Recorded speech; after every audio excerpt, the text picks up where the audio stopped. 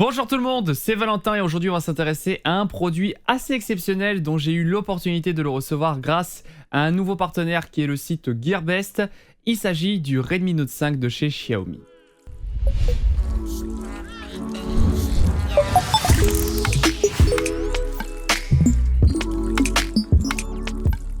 L'emballage de ce Redmi Note 5 est assez minimaliste aux couleurs de la marque et nous aurons quelques spécifications à l'arrière de la boîte.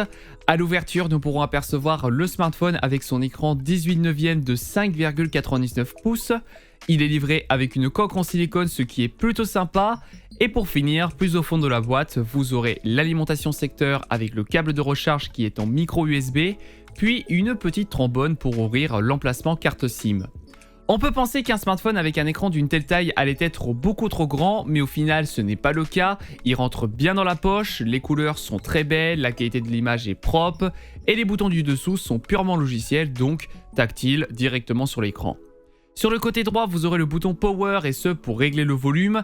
De l'autre côté, vous aurez l'emplacement pour insérer deux cartes SIM ou alors une carte SIM et une micro SD pour augmenter la capacité de stockage qui est de base sur le smartphone, soit de 32 ou 64 Go, ça dépend du modèle que vous choisissez. Sur le dessus, vous aurez un pointeur infrarouge pour utiliser votre smartphone comme télécommande universelle. N'oublions pas le capteur frontal pour prendre des selfies à 13 mégapixels. Sur le dessous, vous aurez un port jack pour vos écouteurs, l'entrée micro USB pour recharger et transférer vos données, ainsi qu'un haut-parleur qu'on verra plus tard dans la vidéo. L'arrière est en métal mat qui donne un look plus robuste et ne retiendra pas les traces de doigts. Nous aurons un capteur d'empreinte qui fonctionne super bien, ainsi qu'un double capteur photo de 12 mégapixels et 5 mégapixels. Niveau performance, nous avons un processeur Snapdragon 636 octa-core et cadencé à 1,8 GHz. Pour ce qui est de la version 32 Go que je dispose, nous avons 3 Go de RAM. Pour ce qui est de la version 64, vous avez 4 Go de RAM. La batterie a une capacité de 4000 mAh et il est sous Android Oreo 8.1, mais cependant avec une surcouche de chez Xiaomi qui se nomme MIUI. Donc justement, pour parler de cette surcouche MIUI, elle n'est pas si mauvaise que ça. Nous avons un écran d'accueil qui fait penser à un iPhone car nous n'avons pas de tiroir d'applications, donc toutes les applications sont dans les différentes pages de l'accueil. Mais ce que j'aime bien avec cette surcouche, c'est le look flat design qui est adopté sur l'ensemble d'Android. Vous avez des très bonnes applications de base comme toute la suite Office afin de lire n'importe quel document, ce qui est très intéressant. Vous aurez un optimiseur de batterie ou encore de quoi nettoyer facilement les fichiers résiduels. Je vous avoue que je ne vais pas m'éterniser sur l'ensemble des fonctionnalités qui vous ont proposées sur MIUI, mais voilà, vous avez plein de choses comme ça qui rendra l'utilisation de votre smartphone meilleure. Mais du coup, vous allez me demander, après que tu nous aies présenté tout cela, est-ce que il reste vraiment un bon smartphone malgré qu'il soit fixé en dessous des 200 €? Eh bien déjà, comme je vous l'ai dit plus tôt dans la vidéo, il a des très bonnes finitions. En plus de cela, il est livré avec une coque en silicone, donc là vous êtes sûr qu'il est bien protégé. L'écran est bien calibré et vraiment agréable. Je n'ai rencontré aussi aucun problème de performance. Le téléphone répond super bien, c'est toujours fluide, c'est toujours rapide. L'accroche réseau est aussi très bonne puisqu'elle capte toutes les fréquences d'Orange et SFR. En revanche, elle ne capte pas du 700 MHz, ce qui est un léger problème si vous êtes chez Bouygues ou encore Free Mobile.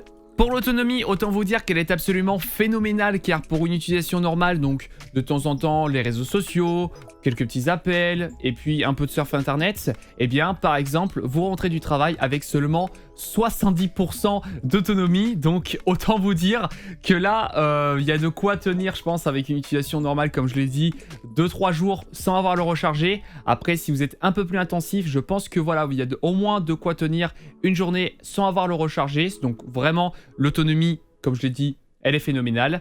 Pour ce qui est de la qualité photo, mon père est un énorme fan du mode portrait qui vous permet d'avoir de la profondeur de champ, donc un arrière-plan super bien flouté. Vos photos seront donc de très bonne qualité comme vous pouvez le constater actuellement avec ces quelques prises de vue de ma famille. Les vidéos sont enregistrées en 1080p, malheureusement il y a un léger bruit concernant la qualité de l'image, mais cela reste complètement acceptable. De même que vous avez un mode timelapse et aussi un mode slow motion afin de réaliser des ralentis très fluides. Dernier point que je voulais aborder, c'est concernant l'haut-parleur où malheureusement vous n'aurez pas un son stéréo puisqu'il n'y a qu'un seul haut-parleur en dessous du smartphone. Ce que je voulais surtout préciser, c'est que le rendu est correct, on sent bien la présence des basses et surtout niveau puissance, voilà, je pense que c'est surtout ça que vous allez me demander, voilà, niveau puissance de volume, est-ce que on est sûr de ne pas rater nos appels, nos notifications? Et bien là, vous n'avez pas besoin de paniquer, là la puissance du volume elle est nickel, là vous êtes vraiment sûr de ne rien rater. En tout cas, en conclusion, c'est un excellent rapport qui a été pris, vraiment, un bon smartphone, il y a tout qui est nickel. Alors, on aurait pu demander de l'USB type C, histoire d'avoir une recharge plus rapide, mais aussi des débits de transfert plus rapides aussi. Mais bon, on va pas non plus autant demander à Xiaomi, en tout cas, pour moins de 200 €, voilà, il n'y a pas besoin d'en demander autant, il est déjà très bien comme il est. En tout cas, si vous êtes intéressé par ce smartphone qui est encore un excellent rapport qualité-prix, vous avez le lien dans la description pour vous le procurer, soit en noir, en or, en bleu, mais aussi en rouge.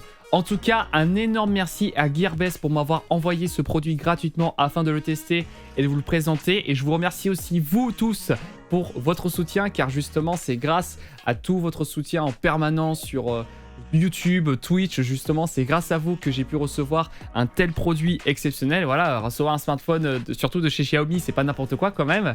Voilà, en tout cas n'hésitez pas à me faire part dans les commentaires qu'est-ce que vous en pensez de ce Redmi Note 5. Si vous souhaitez découvrir d'autres produits high-tech comme celui-ci ou éventuellement apprendre davantage sur l'informatique, vous pouvez vous abonner à ma chaîne YouTube et n'hésitez pas aussi à récompenser mon travail en vous rendant sur ma page YouTube qui se trouve dans la description.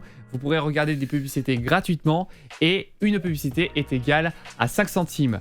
Merci en tout cas à vous si vous avez regardé cette vidéo en entier. C'était Valentin Bram et on se retrouve très rapidement pour de nouveaux contenus. Peace.